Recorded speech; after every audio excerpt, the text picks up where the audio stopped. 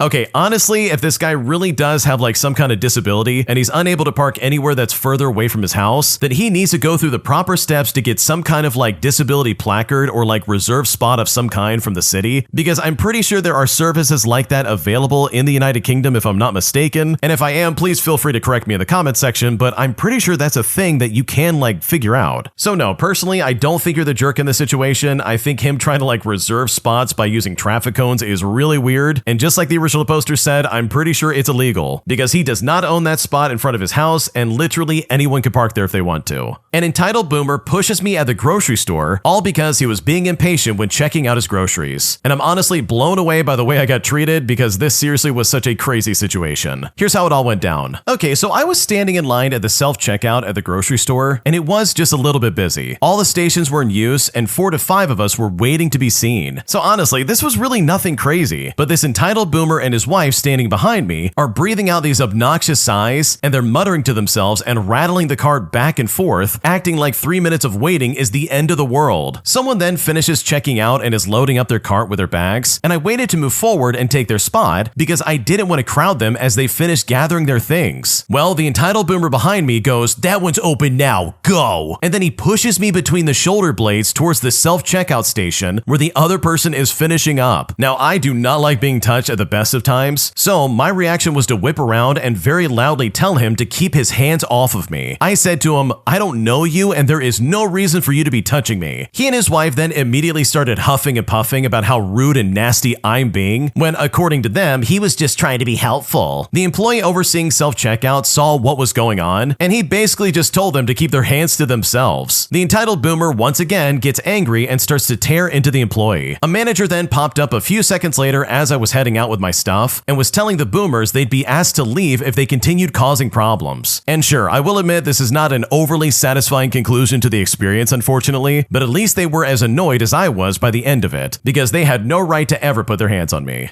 Dude, I cannot imagine someone actively pushing me in the shoulder blades the second a station opens up. And the fact that the person overseeing all of this didn't be like, "Okay, you gotta go." Or at least be like, "Wow, you just assaulted the guy in front of you, I'm calling the police." Because that's literally what happened. I don't care what these people have to say. You cannot push someone like that and think that it's okay or you just trying to be helpful. It's straight up assault. Like, what were they thinking, dude? That's crazy to me. Because what they did was unacceptable and absolutely uncalled for. A Karen demands that the coffee I served her be hotter. I make it hotter and I give it to her. She says she wants it hotter. I make it even hotter and I give it to her. She says it's still not hot enough, but if I make it any hotter, it'll start curdling and there won't even be any milk left. So I give her a healthy dose of malicious compliance. Here's what happened. Subscribe to Am I the Jerk on YouTube and hit the bell to turn on notifications. This happened a few years ago when I was first starting in hospitality, but this was the best intro I ever got to what hospitality is really like. It was the afternoon and my boss was already in a cranky mood because he was teaching a 17-year-old how to use the coffee machine, which would drive anyone mad. A woman came in and ordered a dine-in coffee extra hot. He let me do the coffee while he went out back, and I made the milk 75 degrees Celsius. For those who don't know, milk is steamed to around 65 degrees Celsius, 149 degrees Fahrenheit, so this should have been fine. She came back and said, I asked for extra hot and this is lukewarm at best. I'm brand new at this, so my boss assumes I made a mistake. I remake the coffee, showing him it's now at 80 degrees Celsius, 176 degrees Fahrenheit. He tried a bit by pouring the milk into a separate container first, burnt his mouth, and confirmed the thermometer was fine. I took it out to her, said sorry, and came back in to a life lesson from my boss saying that customers can sometimes tell when someone is new, so they prey on them. Again, the woman comes back and says, I come here all the time and I have never been so disappointed. Or something to that effect, and storms back to her table. My boss and I are really confused at this point. He remakes it again. She brings it back again and begins to yell at me full Karen style. My boss has gone to the toilet at this point. I'm 17, brand new to customer facing jobs, and trembling and crying. Finally, my boss walks up, yanks the cup from her hand, puts it under the steam wand, and turns it on. Milk is boiling over the cup, all over the counter and onto the floor. He just stares at her. He hands it back to her without ever breaking eye contact. Milk curdled, half a cup of liquid missing, and says, "There, it's hot. I made sure of it." She was mortified. I was horrified. She sat at her table too stunned to complain and drank the coffee in peace. He went into the kitchen to tell the chef, and they cracked up laughing. That boss was the best and worst boss I've ever had. One time, we were overbooked and had to cancel the most recent reservation. They called him the C word, so he set up their tablecloth and utensils on the ground outside the restaurant and sent them a picture confirming their booking. So, what should I have done? This drink probably was as hot as the lady wanted it to be, but something about the presentation or her perception of it probably made it seem like it wasn't. One of the top comments said I had an experience like this with a customer who sent back her coffee twice saying she wanted it hotter. I explained to her in no uncertain terms that the milk would burn, and she just pushed the coffee toward me and told me to fix it. When I got back to the machine, my manager took the cup from me without a word, put the handle of the cup under a jet of boiling water for a few seconds, dried it, and took it back to her. The exact same cup of coffee with a hot handle. She said it was finally the perfect temperature and thanked him profusely for making it right. That illustrates that point perfectly because the coffee itself did not change temperature, it's just the handle that was hotter. In fact, the coffee probably was less hot by that time because it had cooled off a little bit in the time when he was doing this. This situation is also kind of like that famous McDonald's lawsuit where they served a lady coffee that was too hot, she spilled it on herself, she got burned, and then she tried to sue them for a relatively small amount of money, but in the end, the jury ended up awarding her $200,000 in compensatory damages and $2.7 million in punitive damages. But later, both parties appealed and the lawsuit was settled. So if you were working here and this was your customer, let me know how you would handle the situation down below. A disgruntled customer at our bank has a $30 interest charge. He tries to bully us into closing his account so we can waive the interest fee, but this time we maliciously comply and actually close his accounts, charging him a $2,000 early exit fee. The customer goes ballistic. Here's what happened. This malicious compliance comes from my time working at a bank in their contact center. I literally have hundreds of stories about that place and its customers, but today I'd like to share a story that has always brought a smile to many a suffering customer service coworker's face about the time we got one back for the good guys. Here's the backstory. I was employed as a customer service officer. I'd been with the bank for about 18 months, mostly working afternoon shifts, but recently the bank had moved to a 24-hour customer service model. So while most of the bank would be closed, head office, complaints, credit, etc., we were still open. Let me set the scene. 10 p.m., midweek, fluorescent lights flicker overhead, the call board empty, and I'm literally counting the seconds left in my shift, ready to go home. A phone call pops onto my screen. I think, crap, I always get a call just before I finish. Mustering my best customer voice, I say, "Hi, thanks for calling bank. You're speaking with OP. How can I help you today?" I hear nothing but dead air, so I start to repeat myself. "Hi, you're speaking with..." When I hear the tone of voice and words every contact center worker has heard at some point, it just lets you know you're in for a great call. Not. The customer loudly sighs and says, "Yes, I'm here. God, what takes you people so long to answer? What are you doing?" As noted before, there were no calls on the board. This customer didn't wait in a queue. He would have dialed, gone through to the IVR to enter his customer number and PIN before being put through to me. A max of 60 seconds. Me, not trying to provoke any further and get this customer off the phone as quickly as I can so I can go home, I say, "Oh, I'm sorry about that. Our system doesn't show a queue, but I'm sorry that you had to wait. What can I do for you this evening?" The customer seems to settle down and starts explaining that the reason for the call was the interest charges on the most recent credit card bill. The customer was sure they were a mistake because "I always pay my bills on time," and "I don't like paying you bloodsuckers any more than I have to." Charming, I know. So I placed the customer on hold to look at his account. I started looking at the payment history, when payments were due and received, what balances were there, etc. Then I quickly looked at the customer's interaction notes. This is where the bank records any contact with the customer as well as any fee waivers, special interest rates, etc. And I see an interesting series of notes from colleagues of mine stating things like customer advised interest was charged due to full payment not received by due date. Customer threatened to close all accounts with the bank. Manager approved interest waiver. Notes like this went on for months until there was a note from our retention department stating if customer threatens to close accounts to seek waiver of fees, interest, or other charges, please process immediately. No retention authorized. I was a bit shocked because usually the bank would do a lot to keep an existing customer. Like they told us in training, it's cheaper to keep a customer than to gain a new one. So I call over my manager to read the notes and give him a heads up as I've got a feeling that the customer is going to be demanding another interest waiver. My cool manager says, "Well, if he does, do what the note says." Total hold time, maybe 2 minutes. I take the customer off of hold and thank him for waiting. "Well, it's about time. My time is very valuable, you know. So have you fixed it yet?" I start explaining that the interest charges are valid because he didn't pay off his balance before the due date. The customer goes ballistic. He starts calling me every conceivable name under the sun and mid-sentence stops. He plays it like he just had an idea. "Well, fine. If the interest charges are valid, I'm gonna close my accounts. I want to close my accounts with you now." At this point, I'm excited about putting the customer in his place, but I also want to cover my butt, so I ask, "So just to be certain, you are instructing me to close all of your accounts with us, including your credit card, savings account, and transactional accounts?" Are you stupid? That's what I said. Ladies and gentlemen, we got him. Then, while grinning my face off, I say, "Okay,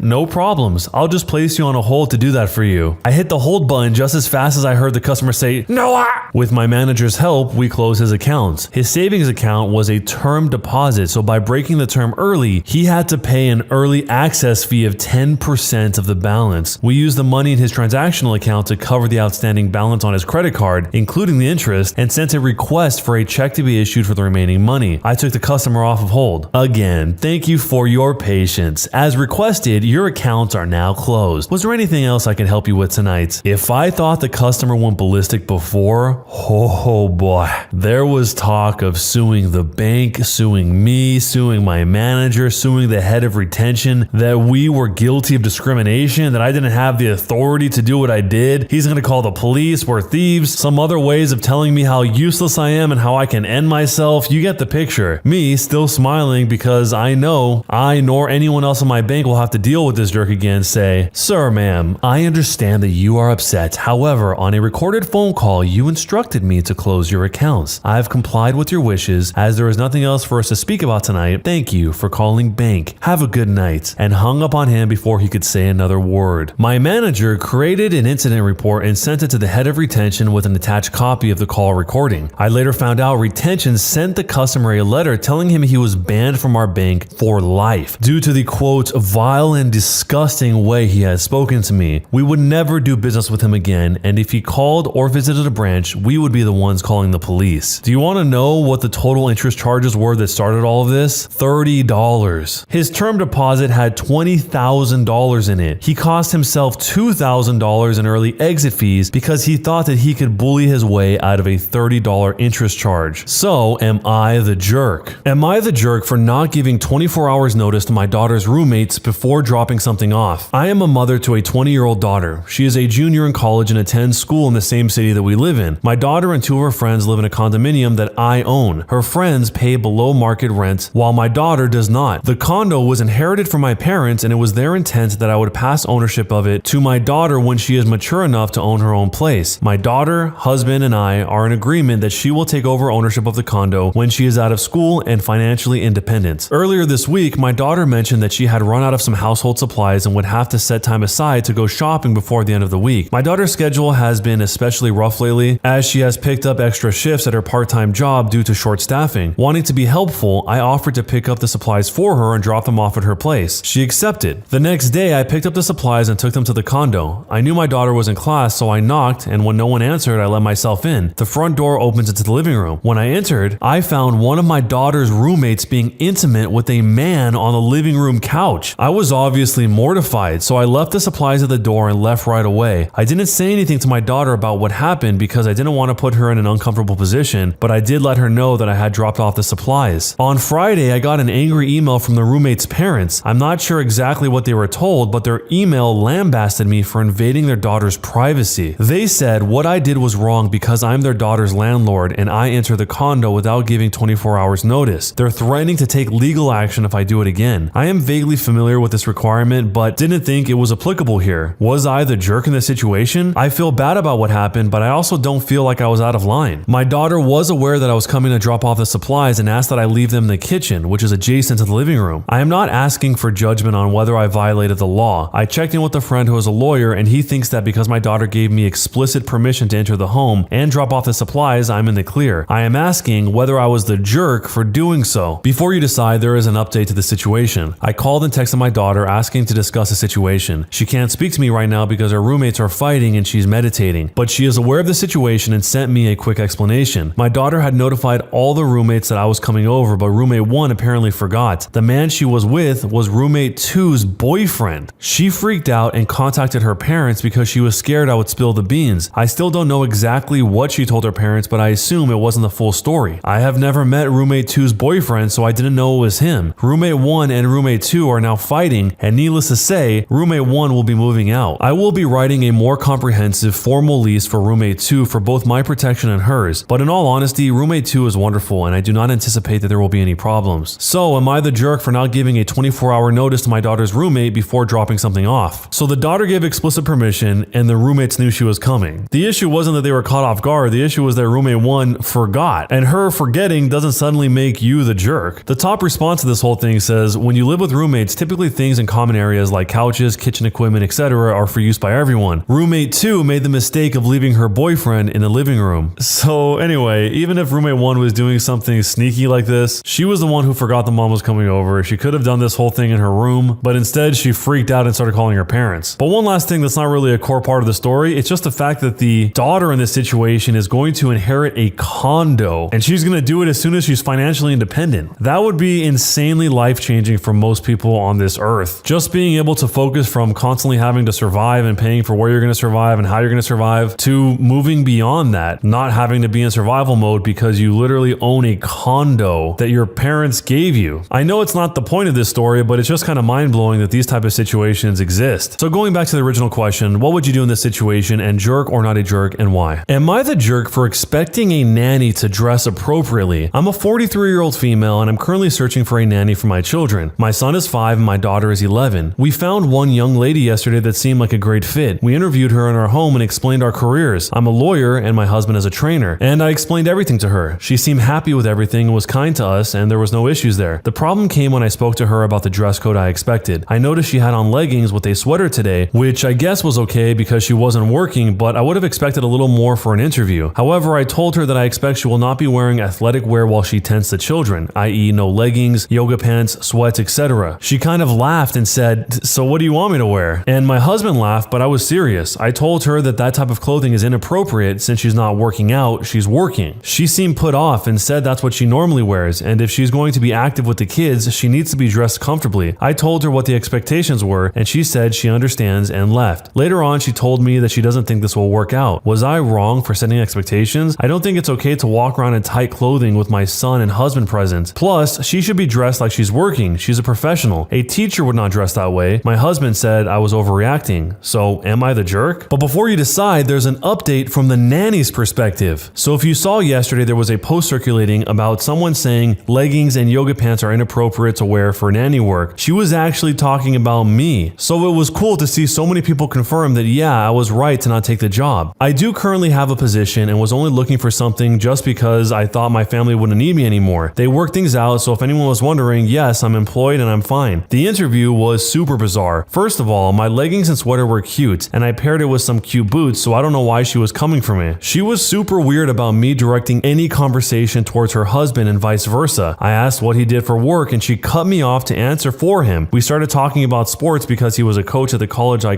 cheered for, and she got mad. Her daughter seemed super quiet and nice, and her son was wild AF. It was the weirdest energy ever. I did laugh when she made the comment about clothes because I genuinely thought she was joking. Her husband even said to her that she was out of line, and I just left because it was getting awkward. She was super misogynistic and weird. Like, her husband wasn't even misogynistic from the vibe I got. Anyway, funny experience, and she posted in a mom group in my area. Weirdo woman, lol. So, who's in the right and who's in the wrong? On one hand, I guess it's a good thing that she clearly laid out exactly what she was looking for, so she didn't waste anyone else's time any further in this interview. But on the other hand, her reasoning was, I don't think it's okay to walk around in tight clothing with my son and husband present. So first of all, her son is 5 years old, and secondly, her husband is a trainer, which I assume to mean is a physical trainer, like he gets people in shape at a gym. So in other words, he's probably surrounded by people that are in workout clothes, athletic clothes, yoga pants all day long. I get wanting to have a separation between work and home, but it's something that he's probably constantly bombarded with anyway. Either way, she's the one hiring, she laid out her expectations, and ultimately that is a more fair thing to do, to give someone the choice if they want to take the job or not, rather than mislead them and then spring this on them later. But let me know how you see the situation down below. Jerk or not a jerk, and why? This is the story of the summer that changed my life forever. I grew up in a household with a narc dad and a borderline mom who often left us for long periods of time to do God knows what. When I was 12, I learned that I had a half-sister who was 17 and living in another town a few hours away. She had problems in her house too, although mainly economical problems, not actual neglect caused by ill will. We wrote letters to each other, and in one letter I shared with her my fear of the long summer holiday. Being stuck in the house without even school to escape to was hell. She made a promise to come and save me if it got too bad. Just let me know and I'll find a way to help, she wrote. A few days after I had posted my letter where I told her how my mother had stopped providing meals and my dad emotionally hurt me, she showed up on our doorstep. She told my dad that I was going to spend the summer holiday with her family, and since my dad hated kids, myself included, he happily agreed, no questions asked. We took the night train north. I was so excited. She didn't take me home with her, she took me camping. We spent the entire summer hiking amazingly beautiful trails, usually tenting, but sometimes renting a small cabin for the night. It was the happiest summer of my life. I suddenly had a sister who cared and enjoyed spending time with me. She could fish and trap birds and cook, and showed me how to read maps and the names of the constellations in the sky. When the summer ended, I was transformed. I wasn't shy or confidence deprived anymore. I was a strong and resilient kid with an entirely new outlook on things. I reported my parents for lacking parenting skills, and I was placed with a foster family. Neither of them made a fuss to keep me, so it was easily done. I often think about that summer that changed my life so profoundly. I don't know if it was that I gained a sister or that she showed me I can survive and thrive, even on the roughest, unmarked trails. It wasn't until years later that I learned the real story behind that summer. At the time when she made me that promise, my sister lived with her family in a tiny apartment with no place for yet another person or another mouth to feed. In fact, she had been told to get out herself as soon as possible to make room for her siblings, and she was now awaiting the day when she could move into her student apartment. I was amazed to hear that not only was our wonderful summer an emergency solution, her way to keep her promise and also give me an unforgettable summer, but she did it so well that I never once realized that we were there because we had nowhere else to go. Today, I turned 30. My sister is still my best friend, and this summer we plan to hit the trails again. The ending to this was surprisingly wholesome. I wonder if the older sister really knew how big of an impact she made on the OP.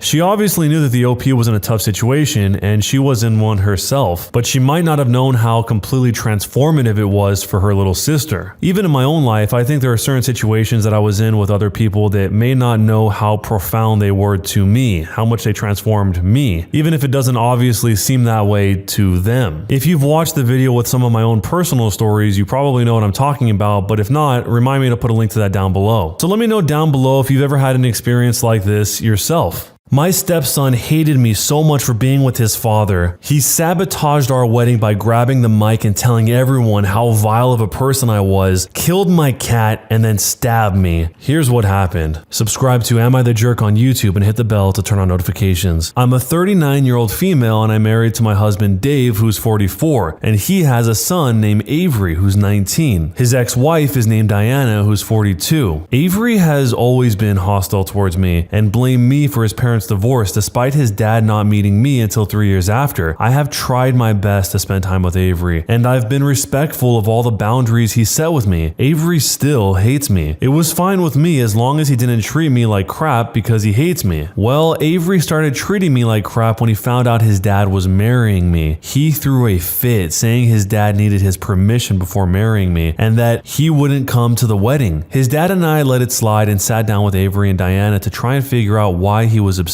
It didn't work, and Avery refused to see us until the wedding. At Dave and I's wedding, Avery objected to us being married in front of everyone and asked to make a speech in front of everyone later in the night. In his speech, he told everyone what a horrible person I was and that I was responsible for his parents' divorce and that I was a dirty homewrecker. Dave drove Avery back to Diana's, but the damage was done, and several wedding guests assume Avery was telling the truth. My wedding night was ruined because of this, and a good part of my family refuses to speak to me despite me explaining to them that this was not the case. Avery has continued to treat me like crap since then. He got mad at me once, so he dropped my cat off at a shelter 2 towns over and refused to tell me where he was until he'd been put down. I wanted to keep my wedding dress after the wedding, and he tore it to shreds. Just 2 examples, I'll give more if anyone wants them. Finally, Wednesday, Dave and I had Avery over for dinner because Avery actually wanted to come. Long story short, when I went to get dessert and Dave wasn't there, Avery confronted me in the kitchen and began screaming at me and told me that I was a horrible person, as well as some other not so nice things. Dave eventually came in, Avery left, and I got pissed. I told Dave that I was tired of having his son constantly attack me and treating me like crap because of something he knows didn't happen. And I've put up with his nonsense for the last 6 years. I told him that he had to make a choice between me and Avery because I wasn't going to put up with Avery's nonsense any longer. And if it was a requirement of being married to Dave, I'd be filing for divorce. Dave told me it wasn't fair to make him make this decision, and I told him it might not have been fair, but it wasn't fair of him to let his son harass and attack me for years. So am I the jerk for making my husband choose between me and his son? But before you decide, there's a few updates. I've told Dave that I don't want to be around Avery several times and I got ignored. I was told that we go to therapy to try and sort things out, but it never happened. I don't know why Avery blames me for the divorce. divorce? If your question is about that, I can't answer you. Jumping into the future again, there is another update. How do I divorce my husband? I'm a 39-year-old female and I want to file for divorce from my husband who's 44, who has kept me in an abusive situation for the last 6 years. My husband has never put his hands on me, but has allowed his 19-year-old son to abuse me for the entire time we've been together. His son started out with screaming at me constantly whenever I was around him, and then it went to destroying my things as well as my cat. Eventually, it got to where he began threatening to harm me and actually harming me. To make a long story short, my husband's son stabbed me about 2 weeks ago, and after getting out of the hospital, I ran. I know I'm not safe with my husband anymore. I've been too much of a pushover to his son, and my husband refuses to protect me. It's going to end up with his son killing me, so I'm doing what I can to protect myself. I'm working on getting a restraining order against his son, and I need to know how to divorce my husband. I've never been divorced. I never wanted to be divorced, and I have no clue how to even start filing for divorce. So my question is, how do I divorce my husband? More than a month later, there was an update. To start, about 2 weeks after my post, Avery stabbed me. Dave allowed him over to spend time with him, and I was making myself lunch. To make a long story short, Avery grabbed a knife from the knife block, and I had to be rushed to the hospital. I filed a police report, but there wasn't enough evidence to make an arrest, and Dave was furious with me. As soon as I was released, I ran. I'm currently staying with my sister, and I am safe. Thank you to everyone who asked. I filed for a divorce, and I'm working on getting a restraining order. I'm also going to work on getting myself into therapy once the world isn't so crazy, though that may take a while. I definitely need it. To those that told me I made up the post for karma, thank you. It was totally obviously made up for karma /S. Also, to those who were calling me just as bad for not leaving right away, I know, now at least, I'm a huge pushover and way too much of an optimist for my own good. I'll answer some questions from various places, specifically the post. I would have answered them there, but the post was locked because people can't be civil. What age was Avery when you, Dave, and I got married? He was 17. I met Dave and Avery when he was 13. I dated Dave for 4 years and have been married to Dave for 2 years. How did Avery just drop my cat off at a shelter? The shelters around where I live are high kill. My guess is that he dropped my cat off and claimed he was a stray. Then he waited a month and told me that he was the one who got rid of my cat. What aren't you telling? You left out a lot of the story. You won't tell anyone what you've done. That is probably just as bad, etc. Here's what I left out. When I met Avery, I was very upfront with him. I told him I wasn't his mom and I wouldn't act like his mom. Then he started becoming hostile and openly hateful of me. At first, it was just him screaming and throwing tantrums and stealing little things, like things from my small snack stash, little trinkets of mine, small gifts his dad sometimes got me, etc. Then it went to him destroying things, like taking photos off the wall and throwing them against the ground as hard as he could, sticking things into the garbage disposal, dumping makeup into the toilet, and eventually stabbing the couch with a pair of scissors. Eventually, it turned to full-on threats. I lost my temper with him every so often and would call Diana in front of him to tell her about what he was doing. The most parenting I would do was send him to his room if he was destroying something. When he dropped off my cat at the shelter, I screamed at him and cried. I told him he was a horrible person. After he messed up my wedding, the next time I saw him, I asked him what the heck he was doing and got in a screaming match with him. So to sum up the answer to that question, not much. I can count on one hand the amount of times I've actually been mean to him, as in sending him to his room or getting in a screaming match with him. It was left out because of the character limit on the original post. Why did Dave and Diana divorce, Avery's mom? When Diana came over to visit me in the hospital, I asked her this, and this was her answer. Dave wouldn't be a parent to Avery, as in he wanted to be more of Avery's friend than a parent, and he was never home. Dave works from around 6 in the morning to 6 in the evening and passes out pretty quickly after he gets home. Why didn't I leave after my cat was put down? No clue. I should have left. How did Avery get the mic to make a toast after objecting? Dave thought his precious angel was just having a hard time and would shape up. I'll answer any other questions if you have them. I've been asked to update, so here's the update. Jumping nearly a year into the future, there is another update. I've officially been divorced for 3 months and I just got my restraining order against the crazy kid, who is currently waiting for a court date because he broke into his mother's house. Avery tried getting into Diana's gun safe and got caught on camera doing it. I am far away from it all and I'm glad at this point. A few months in the future, there is one final update. I'll be honest and say that I completely forgot about this account. I came back to 30-something notifications, so I figured someone might still be interested in how things ended up turning out. Dave apparently ended up dating someone else after our divorce was finalized. I found out who it was via Facebook. He stayed with this woman for about 2 months and then they broke up. I actually happen to know the reason why, because she made a post on her own account. Avery showed up at her house threatening to kill her while he was sloshed. This happened at around the same time he got caught trying to steal Diana's gun from her safe, so I'm just gonna put 2 and 2 together and say that I think I know why he went for the gun. Avery ended up being arrested for it, though I don't think he was charged with anything. If he was, I don't think he had to serve any time. This happened about a year ago, and about 3 months ago I got a call from Diana. We didn't talk much after I left because I believe she figured it would be easier for me not to have to hear about any of that anymore. It turns out Avery died. They called his death self-inflicted, though they're not exactly sure if that's the case. It happened at a party, and that's what everyone else said apparently. Somehow he ended up with some handgun, and they think that he did it to himself. I'm not sure I totally believe that, but I don't want to think about it too much. It's definitely plausible. Avery spiraled pretty badly after I ran, if you can call it that. I feel somewhat sorry for Dave, but I mostly feel sorry for Diana. Their kid was an awful human being, but they didn't deserve to go through the pain of losing him. No matter how I felt about him and the awful things he did to me, I couldn't bring myself to feel happy that he died. I mean, I'm relieved if that makes sense, but I'm not happy about it. It feels like it would be wrong to be happy about it. I did end up getting myself into therapy after I got settled. I've been looking back at some of the things I wrote when it was all initially going on, and honestly, I'm kind of alarmed with how little I reacted to the things that were happening. I feel like I was just exhausted at the time. I brought it up to my therapist and she told me it was probably just my way of trying not to break down with everything happening around me. But I'm in a much better place now. I'm looking into getting myself a new cat, and I've opened myself up to the idea of dating again. So going back to the original question, am I the jerk for making my husband choose between me and his son? I can't believe how much the original poster had to go through here. This was heartbreaking. I also can't believe how many people don't see it from her perspective. They try and make it seem like she was the villain in this situation and not the victim of this situation. She even sort of described herself as an optimist to a fault. Originally, she was trying to make this whole situation work, and it just got way out of hand. She seems kind of hard on herself when she describes herself as a pushover, but it sounds like her ex-husband is the pushover that really enabled all of this. The fact that he didn't put a stop to what his son was doing because he wanted to be his friend instead of being his parent is really what seems to have allowed this situation to exist in the first place. I mean, the ex-husband just thought that Avery would suddenly play nice at the wedding and let him give this speech. Why would you ever risk that, knowing the whole history of the situation and knowing what would happen if it went wrong? To ruin that entire day for your wife. And that was his call to make because it's his son. But it sounds like he failed to act in almost every situation. Despite all of that, it's a shame that Avery passed away, but what kind of adult still cares that much about who their parents date? It's not like he's forced to live with them. He's a full-grown adult at that point. I just hope the original poster is able to heal from this. And I'm referring to both emotionally and physically because what happened to her was really serious. So let me know how you guys see this situation. What would you have done, and jerk or not a jerk, and why? I regret leaving my wife for my girlfriend. I don't know if I have the right to ask her to take me back. My wife and I separated a year and a half ago. Before that, we were together for 15 years. 15 happy years. We have 2 daughters together, 14 and 12. The last 2 years of our marriage, I thought that we had achieved all that we could achieve. Nothing changed, and we knew each other by heart. The pandemic years were hard on me mentally, being stuck at home 24/7. I didn't know at that time. I thought I was stagnating and out of love with my wife, and that being home made me realize that instead of the truth, that I was depressed because of being home all the time, albeit with her. When I went back to the office after 2 years, I thought my change of humor to the positive was because I wasn't with her, instead of the fact that I could actually get out again. I met Anna, who's 32 years old, and she was one of the new people that we hired. Anna is free and happy, social and high-spirited. She took the office by storm. She was the opposite of my shy and calm wife. I remember when I first met my wife, I was the one who asked her out, and the first 2 years into our relationship, she confessed to me that she had liked me for at least a year before I asked her out. With Anna, she was honest and verbal about how she had a crush on me, like an open book. She proposed to me. I told her that I was married, and she said that we only lived once and that she just wanted to tell me how she felt, no matter if I reciprocated or not. I felt strongly for her. I confessed to my wife that I was out of love with her. She asked me if there was someone else, and I said yes, that it was enough for her to try not to dissuade me. I know that she was hurt and suffering in secret, and I never tried to console her because I didn't want her to know that I knew how much she was hurting. Her pride was always her dearest possession. I moved out a week later to Anna. I thought I was going to be over the moon, but something was missing, even when I felt happy. I thought that it was me missing my children and my home. I used to be with my daughters every day, and now I see them only half of the time. I thought it was my daughters crying and not speaking to me that hurt me. I thought it was the disappointment in their eyes that disturbed my sleep at night. My wife was my rock even in separation. She made sure that the girls didn't refuse to see me. She kept my image whole and always spoke to them about how I loved them and how good a father I was. I knew she was hurting, and I could see her missing me, but she never once once lost her dignity. It was around Christmas when it hit me how much I really lost. Anna had surprised me with a trip to a warm destination because I was feeling down, that this would be the first time I wouldn't celebrate with my daughters who chose their mother. Anna always understood that my blueness was because I missed my girls all the time, and she tried everything to cheer me up. The night before we took our trip, I dropped by my wife to leave my daughter's presents. My wife opened the door and just looked so serene. I lost my balance on an ice patch and she just said, "Oops," and ran toward me to help me with the gifts. I caught a whiff of her smell and that was when it all hit me. I did miss my children and my home and my stability, but most of all, I just missed my wife. I missed her warmth, her voice, her calmness, her wit, and most of all, her smell when I buried my face in her hair and neck on Saturdays when we would sleep in. I knew that I never really stopped loving her. She wasn't the reason I went through a dark period. She was the only light that pushed me forward. I have always missed her. I have tried to explain it away because I have this new brilliant girlfriend who is so different, who is teaching me how to be excited again. My wife's face is the first thing I thought of when I woke up in the morning and looked at the person next to me. And every time Anna kissed me, I closed my eyes to try and imagine my wife's smell. And I pushed these thoughts away because I thought of how miserable my life had been during these pandemic years. My wife was putting up the Christmas tree and I asked her if I could stay for a brewski and she said yes. I started crying in our kitchen and when she asked, I told her that I was missing the girls and how strange it was to not celebrate with them. She comforted me and told me that everything will be okay and to have a nice trip. Change is never easy, even if we wanted it. Now another Christmas is approaching. Anna has booked a new adventure for Christmas and I didn't even protest. For the last year, picking up the children or dropping them off has been what I look forward to just to see my wife's face. I have noticed how she has become happier and more coming to terms with the changes and I envy her. I wish I could tell her how I feel, but I don't want to disturb her healing when she's come so far. I love her like I have never loved her before, but I don't deserve a moment more of her life after what I did. Jumping into the future, there is an update. I have now broken up with Anna. I feel such a weight lifted. Maybe it's not a nice thing to do, breaking up with someone before the holidays, but I needed this. For my own sake, but even for Anna. She doesn't deserve my resentment towards her since I'm the only one to blame for breaking up my marriage, but I can't help but resent her. I can't help but think I don't want someone like her around my daughters. I hope she will be fine and I wish her luck. When I say I blame nobody but myself for breaking up my marriage, the average comment says, "So you are saying Anna is the one to blame for breaking up your marriage?" I'm not going to bother my wife. I probably need to be alone while trying to sort out my feelings and mental issues. I'm just hoping this would make my girls accept me and my home as their second. So what should I do? It sounds like the OP here is at peace with where things are currently. He obviously wants to be with his ex-wife, but he doesn't say anything about trying to push to get back with her. We also don't really know where she stands on this. We know that she's calm and serene, and she sounds like a really good person considering everything that happened to her and her reaction to it all, but maybe she's already dating someone, or maybe she's not at all interested in getting back with him because ultimately he chose another woman over her. We don't really know enough about the wife to say either way, but the one sentiment that is spot on is just giving the wife the respect and time she needs. So let me know how you guys see the situation down below and what would you do? Am I the jerk for being shocked that my friend will get married before me? I have this friend, let's call her Jane. We're in our mid-30s now, but we were roommates since freshman year in college. She's one of my closest friends and I know her super well. And I know that for all of her 20s, she had horrendous luck with her love life and was extremely insecure about it. She always wanted to get married and have kids and kept ending up with D-bags who would cheat on her or men who straight up didn't like her, daddy issues, and crying about it. And I was always there for her through it and reassuring her how she won't die alone. But her love life kind of became a punchline in our group of friends, and sometimes she'd go along with it, especially once she got into her 30s and she was still single. She'd say stuff like, haha, yeah guys, we all know I'm gonna die alone, all the time. And I know she was torn up about it, but we were always reassuring her that it's not the case and she was in therapy about it. Anyways, about a year ago, she finally met an incredible man and they fell in love almost instantly. He proposed to her last week and she's just completely over the moon. I've never seen her this happy. This weekend, we all went out to celebrate and all of our friends were saying how we're so happy for her after a long and difficult road, and it was really emotional. For context, I'm still single, no boyfriend, and I want to get married too, but I'm not a pathology like she was, and so I can say, I can't believe Jane will get married before me. She started crying and stormed out and the evening was completely spoiled. I tried calling her this weekend, but she was hysterical and said that I didn't have to point out that she's so unlovable and it's a miracle she tricked someone into proposing. It's quite sad, but that's not what I meant. That's her own baggage. I apologized, but also suggested that she should talk to her therapist about that reaction, and now she completely refuses to speak to me and won't answer my messages. A couple others in our friend group are on her side, while some have said that she's overreacting and will come around. So, am I the jerk? The first thing that I read into this is is those original jokes that the OP is referring to probably weren't as funny to Jane as they were to the OP,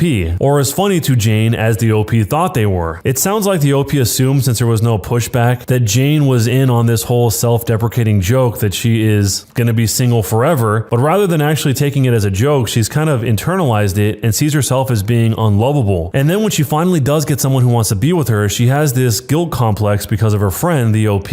It just sounds like the OP is out of touch with what Jane is feeling because she's seeing it exclusively from her perspective. But let me know how you guys see the situation down below. Jerk or not a jerk, and why? I caught my wife cheating on me with 2 guys at the same time after I gave her everything. Here's what happened. Subscribe to Am I the Jerk on YouTube and hit the bell to turn on notifications. 10 years ago, I thought I had the perfect life. Upper 6-figure job, beautiful wife, clean house, 2 new cars, and a child on the way. My job made me happy and I was good at it, and the stability was great. My wife loved me for me and ignored my flaws as I tried to perfect them. In return, I adored her, and we seemed to be the perfect couple. People would always compliment us and talk about how envious they were of our relationship and everything. It kept getting better. I kept getting promotions. The kids, now 3, were born, and we eventually moved from an ordinary house to an incredibly nice one. My wife was doing very well in her career, an optometrist, and we took fun vacations every year. Again, I thought I had made it. I don't know how this would have prompted it, but in early 2015, I bought her a new Tesla for her birthday. She hadn't gotten a new car since 2008, and I kept getting new cars. Therefore, I surprised her. She loved it, loved me, and I remember spending that entire day just taking rides in it and figuring out how all of the gadgets and icons worked. It was completely downhill from there. I don't know how that would have triggered anything, but in the months following, she became increasingly distant, not only from me, but from our children. My oldest, my 10-year-old daughter in particular, felt hurt by this and would often try to start conversations with her mother in order to get her talking. Some days this would work and she would be pleasant. Others, it would have the opposite effect. The first time I suspected I was no longer her man of choice was in July of 2016 when I noticed she was no longer going to yoga classes but telling me she was. We were on the same phone plan, and a part of the plan was we could see our locations of our phones. I was routinely browsing the app one day and noticed she appeared to be at someone's house. Since she had been irrationally angry that day prior to leaving, I didn't question her about it when she got home from yoga. Instead, I chose to closely observe where she went during her yoga times. It would always seem to end up at the same house, a well-off neighborhood, probably a step above ours, a little north of town. I was getting ready to confront her when I noticed she had been returning to yoga again. During this period, she became increasingly distant and hormonal. My entire family noticed this behavior going on for over a year now, but I had had enough. I sat her down and asked her what was going on. She gave me the cold shoulder, and when I questioned her about the yoga locations, she accused me of stalking, invading privacy, and being a grade A jerk. That's when I asked her, "Are you cheating on me?" Of course, the answer was no. What followed in the weeks to come was distrust, hatred, and plain anger towards me. It was clear she knew I had caught on, but was now trying to play the "I can't believe you think this" victim card. But I knew. I saw through it all. When she finally admitted that she had seen and slept with another man, that's when I made my mistake. I forgave her. She told me she loved me. She loved our family. And in that moment, I believed her. I thought she could change. I was wrong. We tried marriage therapy. We tried taking adult days. It seemed to work. We were happy. And she was genuinely having fun. And it seemed like I had the old her back. I was relieved. This allowed me to pour more time into my kids and my work and have less stress overall. My business trip to San Diego, I live on the East Coast of the US, was cut short when my colleague fell ill, and our clients insisted that we reschedule. It was a hassle, but I caught the next flight out and returned home. I'm not sure why I didn't tell her I was coming home, but I just didn't. Maybe I wanted it to be a surprise, but the only surprise I received was when I pulled into the driveway, I saw a Ford SUV in my garage, and not finding one, but 2 men in bed with my wife. This all happened yesterday. I'm finally putting it into words. My wife started babbling when it happened, desperately trying to explain. I heard none of it. I walked out of my room, went to the basement, and poured myself a drink. I could hear the men upstairs leaving, and when I returned upstairs, it was my wife sitting there clothed, with a sad smile on her face. She started talking, but I wouldn't have it. I told her to get out of my house. I informed her that I'd get her stuff to her by the end of the week. She tried to pull the "what about the kids" type of nonsense, but I was just done. I'm sad, but not for her. I'm sad for my kids, and I'm sad for whatever poor soul she meets next. I will fight hard for my kids, but my biggest fear is losing them. I know the court will rule incredibly in favor of mothers. I hope they realize that I've spent the last 3 years doing my best to mend a broken marriage for my family, and nothing has worked. I told my kids this morning. They asked why mom didn't spend the night last night. I didn't make them go to school today. They're all upstairs together. This whole situation is terrible for everyone involved, and it could have been completely preventable. I don't pity my wife. I hope she has one label for the rest of her life: cheater. I want it to follow her. I want people to know she is a prominent optometrist in our area. This could very well hurt her business if word spreads,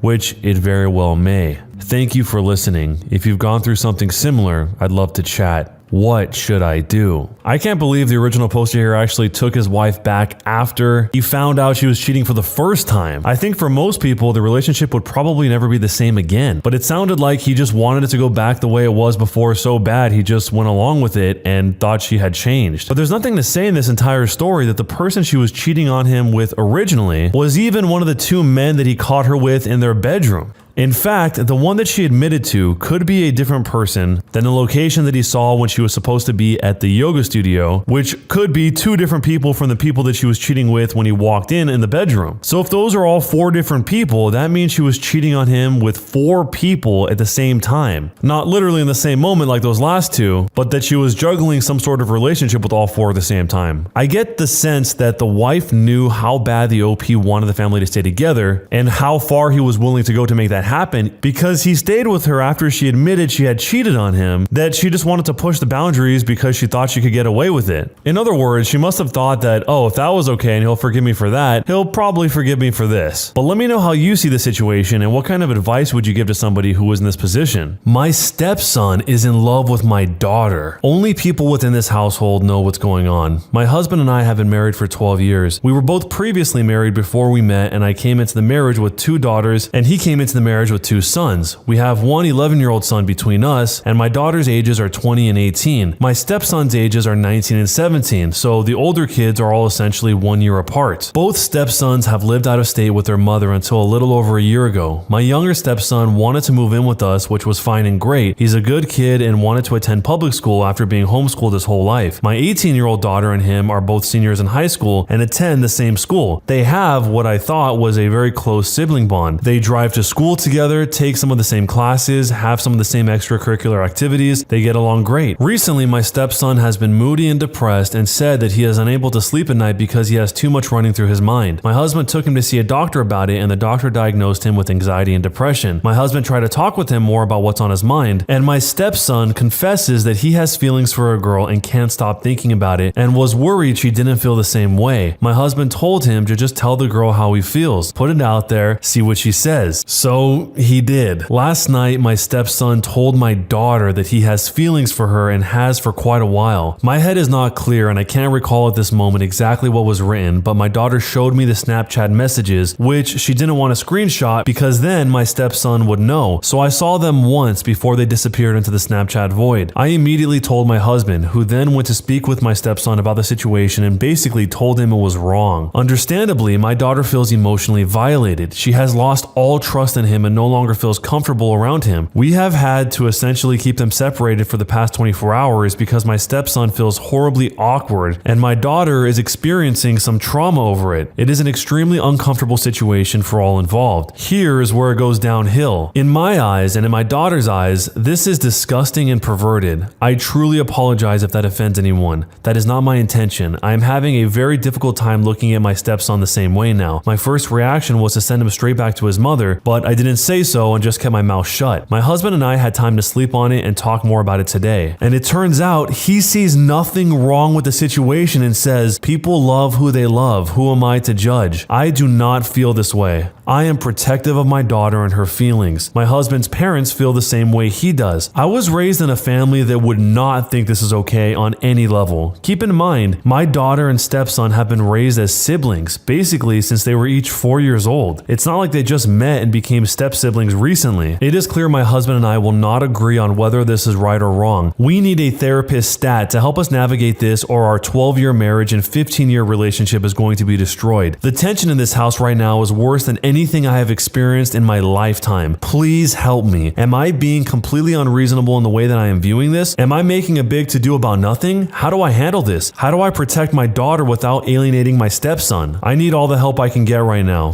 Thanks in advance for any advice or support, or just real talk that you can give. Jumping into the future, there is an update. I posted here exactly 200 days ago about my stepson confessing his love to my daughter. I had also posted the same topic on the parenting sub, and the majority of the responses I got there were that there wasn't anything gross or creepy about my stepson telling my daughter that he loved her. In fact, every adult we talked to about this incident wrote it off to normal teenage boy hormones. I vehemently disagree and decided to heed all of the advice we got from outside sources and move past it. I shouldn't have done that. Here is the update with the basic pertinent background information included for those that don't recall. My husband and I have been married / together for almost 15 years. We were both previously married, and he brought 2 sons ages 19 and 17 years old into the marriage, and I brought 2 daughters ages 20 and 18 years old into the marriage. We have 1 son together who is 12 years old. Up until 2 years ago, both of his sons lived with their mother in another state, and my daughters and our young son lived with us. His youngest son, 17 years old, turning 18 in 26 days, moved in with us 2 years ago. It has been a very rocky road for everyone adjusting to him living here. Before moving in, he was homeschooled his whole life and very much sheltered from the real world by his mother as much as humanly possible. He is extremely socially awkward and has no idea how to make friends or interact with people whatsoever, despite our best efforts to help him. Because he and my 18-year-old daughter were in the same grade, juniors when he moved in, they just graduated in June, she basically became responsible for him as his only friend inside and outside of the school. She has hated it all along, and I don't blame her, but my husband feels sorry for his son because he is incapable of having the social skills that most kids that age have. This past winter, our family was in turmoil after stepson sent a text to my daughter one night telling her that he was in love with her. Understandably, every ounce of trust she had in him was destroyed, and she felt violated and disgusted. My immediate reaction was that stepson needed to get out of this house and move back with his mother because my daughter would never feel comfortable around him again, and neither would I. Every adult we talked to about this said that I was making a bigger deal out of it than needed to be, and that we needed to address the situation and move on from it. So despite my instincts telling me otherwise, that is what we did. 2 days ago, my daughter texted me asking me to come to her room immediately. When I go upstairs, she is sobbing hysterically and tells me and shows me that my stepson had placed his phone in her room while she was in the shower and recording a video of her getting dressed. After she went back to her room from the bathroom, she went through his phone and found that he has been doing this for quite some time, because there were numerous videos of her changing and undressing dating back to at least 6 months ago. He had been putting his phone in there while she was showering, and then after she leaves her room, once she dresses, he would sneak in and grab his phone back. Many of the videos had her completely exposed. I told my husband that the kid needed to get the F out of my house now, that I didn't even feel comfortable with him here. My husband once again played the "he's my son, I can't just throw him out" card, and I said BS to that. Stepson is a mentally ill pervert, and I will not have him in this house as long as my daughter or I are here. That trust is gone, and he absolutely disgusts me now. I took his phone from my daughter, and he will not be getting it back. Now my husband and I are at major odds because although my husband admits what he did is sick and unacceptable, he's responsible for him since he's a kid and can't just throw him out and get rid of him like trash, even by sending him back to his mother. The next morning, my husband had time to sleep on it and realized I was right. We need to protect my daughter, and she is at risk as long as stepson stays in this house. Within 8 hours of the incident, I took my daughter and left the state for a week of vacation that had already been planned, though we were not supposed to leave for a few more days. In the meantime, my husband spoke with my stepson's mother, and she agreed he needs to go back to her. He has a stepsister there too, so I am truly concerned for that household as well. I wanted to call the police, press charges, but because he is under 18 and my daughter is over 18, my husband was of the impression that it would basically be like pressing charges on my husband since my stepson is not 18 yet. I have purchased a one-way ticket back to his mother's. He will be gone before we get home from vacation. She is going to get some mental health treatment if that's what she needs. I cannot and will not ever trust my stepson again. He is not showing that he is remorseful about what he did. He's remorseful that he got caught. He has continued to lie about everything since getting caught. He admitted he did it, but said it was only a few times and only started to do it recently. I have video evidence that proves otherwise. So basically what I want to say is, if you ever have a situation like the one we had 200 days ago, don't blow it it off and chalk it up to hormones or let anyone tell you that it's not unnatural or unusual. I wish I had listened to my gut at the time. I hate to think how much more this could have progressed if we hadn't found the camera. My daughter is going to need a lot of therapy to overcome this. He is a predator, plain and simple. Jumping into the future, there was one final update. It's been about 1.5 years since I last posted and since we last saw my stepsons. Here's the update. We haven't seen either of my stepsons since the one who violated our trust was put back on a plane to his mother. The reason for this is our request was that he could not return to our home until he had been properly evaluated by a healthcare professional and received appropriate therapy and or counseling. To this day, this still has not happened. Not one single appointment for the evaluation or counseling. She is putting it in God's hands. I'm not even kidding. That is the truth of it. My stepsons are now 21 and 19 years old. The one who didn't live with us is welcome anytime and has been told this many times. He chooses not to visit and rarely has contact with my husband over text. He's always been that way despite our efforts. In the 16 years since she and my husband divorced, neither boy has been to a doctor or a dentist one single time unless they were with us. We saw them once or twice per year. My daughter is doing absolutely amazing. Within a month of the big blow up, she got a job and was promoted to manager within weeks. She works extremely hard and bought herself a brand new car and moved into her own apartment in a really fancy new apartment complex. She's happy and thriving and making her way through life, and we couldn't be more proud and relieved. So what should we do from here? I'm kind of shocked that not one single person told her that this was weird or confirmed how she felt about this. Everyone she asked, even on the sub, said that this was totally normal. I mean, maybe you can make that argument if they were just completely untethered, but they both share a 12-year-old sibling. So if they did get married and have their own kid, their brother, the shared sibling, would be the uncle to that child related from both sides. That would be very weird. Maybe not in a biologically ancestral way for the kid, but it's not something you see every day. But the whole point of this is that the daughter didn't even like this guy, and I actually think that the stepson probably doesn't even like this daughter, but he might just be too socially awkward to build other connections to other people, so he's kind of cannibalizing the only people that he knows. The whole situation where he had been filming her is absolutely sick. You are deeply violating someone when you do something like this in a way that I don't think the stepson even understands. And somehow the dad didn't seem to understand it at first either. He had to sleep on it in order to see the magnitude of how wrong this was. We don't know this part of the story, but due to the fact that the husband was originally trying to vouch for him and saying that you can't help who you love, I can only assume that he probably told those same things to the stepson himself, and maybe the stepson saw that as some sort of approval to keep going down this path. Because if you remember, the stepson didn't act on anything until he was diagnosed with anxiety, told his dad what was going on, and his dad's advice was, well, tell the girl how you feel. So it kind of seems like to some degree the stepson is relying on the dad's approval to keep going forward with this, and maybe that's how he interpreted this whole situation in some sick, twisted way. So if these were your kids, how would you handle the situation? Let me know down below. Am I the jerk for going on an outing without my partner? I'm a 21-year-old male and I've been together with my partner, who's a 22-year-old female, for about 2 years now. For a bit of background, my partner and I live in 2 different cities, and so we were only able to meet up maybe once or twice a week. This past week, however, I told my partner that I did not want to meet up as the gas prices were extremely high, and as the primary driver between the two of us, she doesn't drive, I felt that my request was reasonable. To my relief, my partner was extremely understanding and made other arrangements to hang out with our close mutual friend group. Things were going fine until I found out that my partner and our friends were going to watch a movie that we were both dying to watch. As a result, I began to feel a bit of FOMO and told my partner that I wanted to see her after all. Without missing a beat, my partner immediately canceled on our friends and began to get ready for our meeting. At the same time, one of our mutual friends messaged me to ask if I was interested in taking my partner's place since they had already purchased a ticket for her. I agreed and told my partner that I was going to see the movie with our friends. She then got extremely mad at me and said that had I told her earlier, she could have transited and made it in time for the movie as well. Now, the only way for her to make it in time would be for me to drive and pick her up. However, I reminded her that I initially didn't want to pick her up due to the distance between us as well as the high gas prices. In the end, I went to the movie without her as I felt that it would have been a waste of a ticket and that my partner should have known how badly I wanted to watch the movie. Now that the movie is over, I have been trying to reach my partner, but she has not read any of my messages. So, am I the jerk? Does this one win the award for the most obvious jerk of all time on this channel? I think it's up there. Top 10 easily. So let me get this straight. He says he doesn't want to hang out with her because it's too far and gas costs too much, so she makes other plans to go to a movie. He says he does want to hang out with her, but not because of her, but because of the FOMO about the movie. So she cancels on everyone to hang out with him, and since she canceled, there's an available ticket that they invite him to go to the movie instead of her. So basically what he did was he ousted her out of the movie, took her spot, and thought that she would be okay with it, all under the guise of cancel with them so you can hang out with me. But she didn't get to do that either, so she ended up with doing nothing. She didn't get to go to the movie with her friends, and she didn't get to see him. And he took her spot.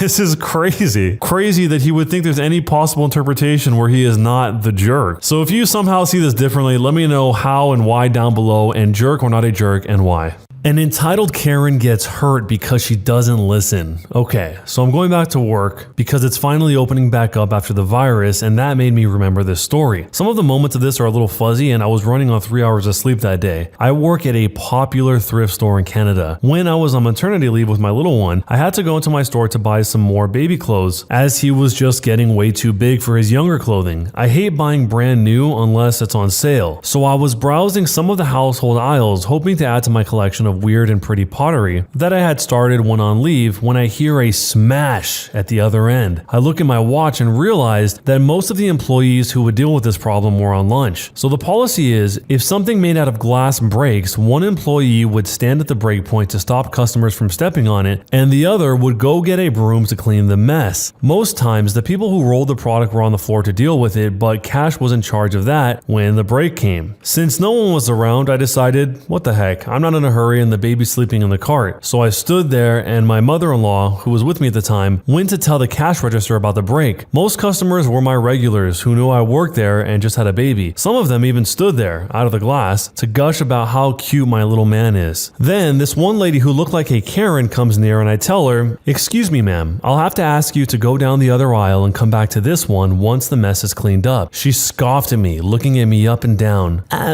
You're not the boss of me. You don't even work here. And then started walking on the glass. To be fair, the clothing policy at the time was all black and I was wearing bright colors and a long flowing skirt. They have since gotten rid of the all black policy, thank goodness, as I hate wearing dark colors. So I calmly said to the lady, "Please stop walking, ma'am. This glass could hurt you. And yes, I do work here. I'm just on leave with the baby." I motioned to him.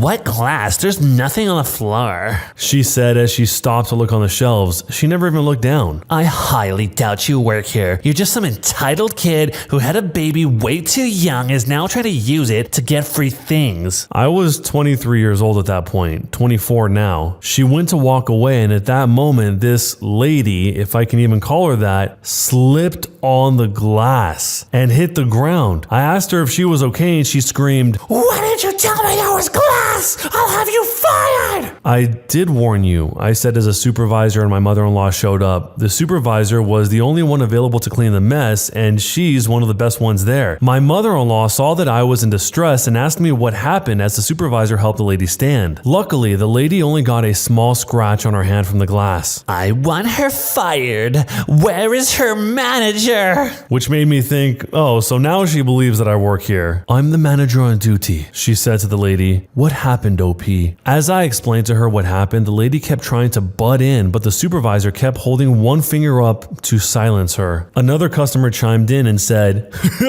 "OP's telling the truth. I heard the whole thing, and you can check the cameras to see for yourself." Most customers know that employees can get in trouble if they try to help with other customers, so they stayed out of it until now. "Thank you," the supervisor said to the nice customer, then looked at the lady. "So, OP decides to go above and beyond in her job when she is on maternity leave, when she is a customer herself and tries to keep others safe. But you want her fired? Lady, you're crazy. OP did nothing wrong." The lady glares at me. "She's lying. She wanted me to get hurt. That's why she didn't tell me about the glass." It was bright green. You can't even miss it like you could with clear glass. "There's a witness, miss, and OP isn't the type to lie about these things." She then looked at me and said, "OP, go rest in the break room. Your mother can go with you too." She knew she was my mother-in-law, but always just called her my mom, as she'd come in every day to pick me up when I was pregnant. So from there, I thanked her and went to the break room where my coworkers fussed over the baby and got to take turns holding him as I rested and told him what happened. I don't know what happened to the lady, but I was given a $20 gift card as a thanks for going above and beyond and doing my job even when I was off, and it actually paid for most of my items after my discount. The lady probably left when I was in the break room to continue shopping, as she and the mess were nowhere to be seen. The funny part is, housewares are not even my section of the store, so it wasn't even my job to do it. I just didn't want to see anyone hurt, and we are all still trained how to do it in case we are put into another area to help out. So, was I the one responsible for Karen getting hurt? Am I the jerk? The original poster here really didn't have to do anything. She could have just walked away and let the situation unfold as it was going to unfold. But she took it upon herself to try and help people out so that they wouldn't get hurt. Whether or not the person was an employee, you can probably just tell that they're trying to help you out. So even if the Karen was right, this was just an imposter, why would anyone be making up a lie about glass being on the floor? I mean, I'm sure you could think of some crazy off-the-wall possibilities, but it's not very likely. I just love that she says, "You're not the boss of me, you don't even work here," and then starts walking on the glass. Because in that moment, before she even slipped, she could probably already hear the crunching of the glass beneath her shoes and just refused to acknowledge reality because she didn't want to seem like she was wrong. So let me know how you guys want to handle a situation like this down below, and jerk or not a jerk, and why. This story starts 31 years ago, but the revenge part was pure serendipity that began 2 years ago. I'm going to shorten most parts because it's a crazy ride, but I'll be happy to answer any questions y'all have. I learned a lot on this journey, and part of the reason for this write-up is to share that with others. So let's start at the beginning. In 1990, I was just out of middle school and my sister was still in elementary school. My dad met his third wife at the only gas station in our town. They soon moved in together, and my dad abandoned us in our basement apartment to live in a shanty houseboat that didn't run, so he could live with her. He would show up every other week and give me $40 for groceries. Eventually, someone figured out the situation and called my mom. We went to live with her, which was, believe it or not, worse. My dad and his shanty wife got married in 1991. Not long after, she called me and told me my dad's brain tumor had returned. It hadn't, and that he couldn't handle the stress of being around us. That the only people he could bear to be around was her and her son, Shorty, who was my age. When I called my dad to ask if this was true, he said that it wasn't, and he just couldn't believe that she would say that to begin with. That was one of our last conversations until 2 years ago. The middle. There's not much in this part. I worked my way through college, living in my car from time to time, and my dad and I were no contact. But I heard from family that he'd bought a house and put his son through some vocational classes. When my grandmother died, Shorty and shanty wife showed up in a truck and took all the furniture and anything else that wasn't tied down or already gone. Eventually, I went no contact with my dad's side of the family. I struggled for years, decades really, but I made it. And I have a great job and a good family now. The best revenge is living well, right? The pre-end warm-up. 2 years ago, in October of 2019, I get a call from my dad's brother Alan. He told me my dad was in a nursing home in another state. Great. And I needed to go see him because he needed my help. WTH? Shorty had ghosted him. Ha ha ha. The nursing home, coincidentally, was about 20 minutes from my house, and I saw an opportunity and I went. The reunion was underwhelming. I didn't want to make amends, but I did want to hear how he wound up dumped and all alone in another state. And it was a really, really good story. Shanty wife got lung cancer and put my dad in a nursing home before she died in 2017. She suffered, and I was happy to hear it, but was sad it wasn't butt cancer. Shorty became his power of attorney when she died and had been visiting my dad, living in my dad's house with his 2 children and taking care of my dad's affairs since his mom died. But now he was MIA and my dad was worried about him. He asked me to drive the hour and a half to his house to check on everything. That's all he wanted. He never even asked me how I had been.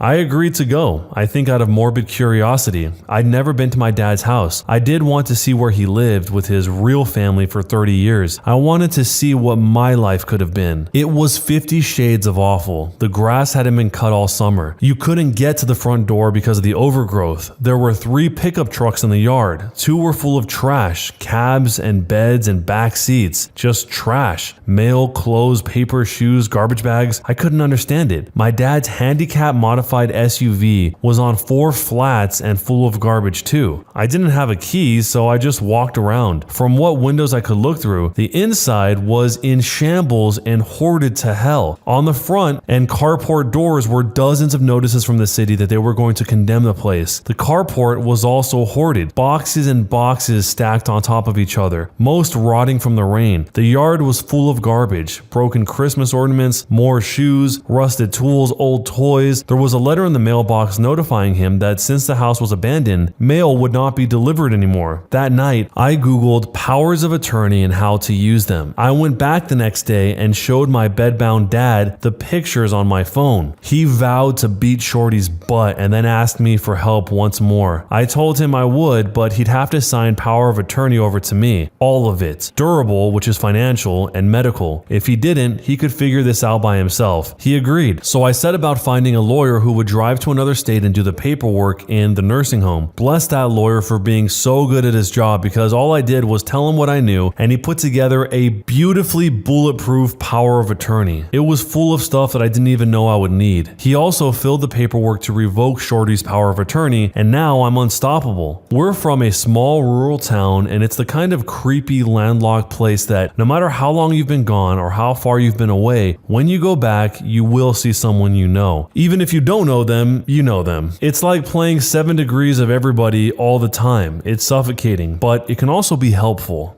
The beginning of the end. I got to work the next morning. I didn't know how scorched the earth would be when I finished, and I didn't want Shorty or anyone from his inbred family trying to find me, so I made sure nothing I did had my name on it. I opened a Google account for my dad and got a Google number. I opened a P.O. box for him in his town. I put in a mail forwarding notice. I pulled his credit report. I took the power of attorney to my dad's small town bank, changed the address on his account, and got new account numbers. I requested copies of every transaction back to the day Shanty's wife had died, which was about 13 months worth. I had to go to the main branch 2 hours from my house the next day to pick up the records. I sat in the lobby all afternoon going through the accounts. I cornered a service rep and got a crash course in his debits and deposits. This is when I figured out the extent of Shorty's staggering stupidity. My dad got about $5,000 a month in disability and Social Security every month. Twice a week, Shorty was going into a branch and withdrawing cash, all of the cash, for 13 months. And every time he did it, as the power of attorney, he had to sign a form stating that he was acting on behalf of my dad, and that form was notarized by the bank. I went through every withdrawal and got the bank to confirm that every one of them was made by Shorty. Then I went to the house and called a locksmith. I knew it was bad, but I had no idea what was waiting for me there. He got the first door open and the stench rolled out like a fog bank. We both gagged. 2 locks later, I was so embarrassed by what he had to see and smell that I gave him a $60 tip. And with shiny new keys in hand, I called the cops. I told them I was power of attorney for my dad. I was checking on his house and there were 3 vehicles there that didn't belong to him. He asked me if I knew who they belonged to. I said no, and I wanted them towed. He told me to call a tow company and he would meet them there. They showed up with 2 wreckers. The tow truck guy got out and asked me for a signature. I only signed my first name. As I was signing, he asked, "Do you know Shorty?" Running on pure hatred at this point, I surprised myself and said, "Do you?" He said that he did and that he's a jerk. I responded with, "He might be. Hey, can you do me a favor? If you see him, will you tell him OP is coming for him?" His bravado evaporated. He knows a crazy bee when he sees one. They towed the trucks. When everyone was gone, I opened the door in the carport to peek in. The sun was going down and it was dark in the house. I heard something faint and after a few seconds realized it was the roaches and the rats doing their roach and rat stuff. I could smell it all in my hair. I sat on the carport steps and watched the sun go down. I was mad, just so cosmically livid that 72 hours was all it took to dissolve 3 decades. And here I was, stinking and listening to the rats and cleaning up everyone else's stuff, taking time away from my family. And for what? I had a coming to Jesus moment with myself. I could either bow out now or double down. And the thing is, I'm tenacious to a fault. I had to survive. And this was a bone that I couldn't put down. The thought of Shorty's life being upended, his only source of income disappearing literally overnight, and my dad having to hear secondhand from me that he's broken alone made made me absolutely giddy. I desperately wanted them both to lose what they had, so I decided I was going to triple dog down. That night, I Googled restraining orders, and it was surprisingly easy to get one. I went to the courthouse in my hometown, I went to the clerk's office, and I told her I needed a restraining order. I filled the form in at a rickety little table while I was there. I wasn't prepared to see a judge that day, but she took the form and said, "Okay, I'll see if the judge is still here." That kind of scared me. She took me to his chambers, and as I was waiting, I looked around and saw he had certificates of appreciation hanging up from various veterans groups. Then I wiped my palms and thought, fish in a barrel. He asked me about my dad's stint in the Marines and about the DOD office logo on my sweater. I'm a contractor. He read my form and granted the temporary order. I would have to go back for the permanent one where Shorty would be able to argue against it. Then I went home and Googled biohazard companies and elder abuse statutes in my states. I hired a biohazard company to shovel all the crap out of the house for $7,000. I would have paid double. They found my dad's mummified dog under some pizza boxes in the master bedroom. They sent me pictures and salvaged some papers. Shorty was served during this time and a hearing was set. I got to work collecting and documenting everything. I made pictures and spreadsheets and timelines with cross-references because now they had my full attention. The paid versions of Truthfinder and Trello seriously got me through all of this. In my spare time, I went to the nursing home and gave my dad 8x10 copies of the pictures of his dead dog from every angle. Before court, I went to the police station nearby and told them I wanted to report an elder abuse crime. A white-collar detective came out and told me that it was a domestic matter and that since Shorty had been power of attorney, everything he had done was legal. And this was the day I got to teach a small-town detective about the fiduciary responsibilities of a power of attorney. Thanks, Google. I handed him a copy of the statute with the applicable sections highlighted. Then I handed him a thick folder with bank statements, pictures of the hoarded house, a dead dog, a copy of my dad's credit report that showed he was tens and tens of thousands of dollars in debt, and a spreadsheet listing every cash withdrawal with a running total of the stolen amounts. The grand total was over $130,000 in cash. That's not including the lost value of the house or the credit cards he opened and used, and I told him he could keep that folder since it wasn't the only one that I had. Then I told him I would wait for a case number and I sat down. He came back about 30 minutes later and apologized, said I had a case and gave me a case number. Then I headed down to the courthouse. There were other people there and I had to wait my turn. And while I was waiting, that stupid idiot schlepped his sloppy butt into the courtroom by himself and obviously, literally, not metaphorically, came dirty. His shoes were untied and that turned my giggle box over. Then it was our turn and we stood up. The same judge asked me some questions, asked him some questions, asked me if I had any proof. I had a very thick folder of it. The judge asked me if I had gone to the police. I said, "Well, yes, sir, I have. Do you have a case number?" As a matter of fact, the order was granted permanently and for life, but not before the judge halted proceedings and told Shorty he needed a lawyer. Someone told me that the courthouse would have a copy of my dad's DD-214, which are his discharge papers. So while I was there, I got copies of those because why not? I also used my power of attorney to take Shanty Wife off the deed to the house. That way, if my dad died and went to probate, Shorty had no immediate claim. I also went and got copies of my dad's birth certificate and Shanty Wife's death certificate. Technically, stepchildren can't request that information, but the clerk who waited on me recognized my dad's name and told me she lost her V to my Uncle Alan in the 60s and went to my grandparents' funeral. So I got all the forms that I wanted. Shanty Wife left my dad $50,000 in life insurance. About $35,000 of that was left since Shorty was spending my dad's money and not his mom's. So I opened an Ally account and transferred every penny over. Then I set up recurring transfers for the monthly deposits. At any given time, there was no more than $100 in his account. I also found a house flipper that paid me enough for the house to pay off his mortgage. And that's the thing about probate. There's nothing to fight over if there's nothing there.